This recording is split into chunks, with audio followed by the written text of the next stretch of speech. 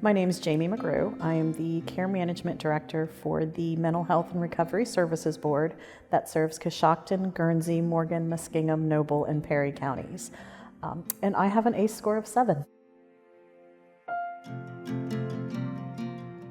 I have had a notion of ACEs for a really long time. And I'm sure I just picked it up in some reading and some studying. And so I had this general idea of the ACEs study and the implications coming out of it.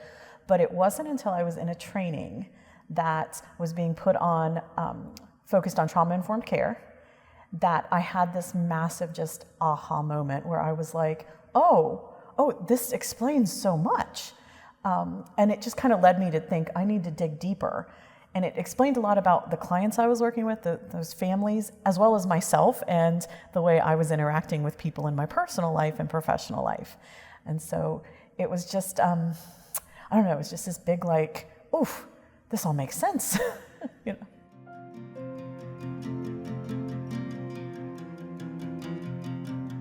I think the why is vital in our treatment and recovery because sometimes we just don't understand what we're doing, but once we know why it's happening, then we can develop a plan. Once I know why I'm being distant in my relationships, I can figure out how to address that and make those changes. If I don't know the why, I can't fix it. And I think that's why it's so important that we know the why. We have to be able to fix it. I think it comes from the family and their environment.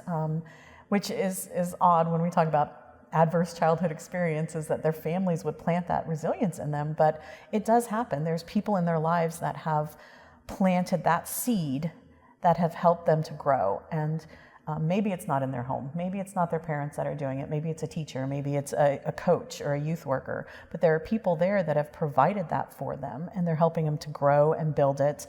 And you know, they've weathered the storms. You know, at the end of the day, if they look back and they've passed through that storm okay, then that grows that resilience a little bit more and a little bit more and a little bit more. And I think it all stems back from somebody helped to build that in them at a very young age.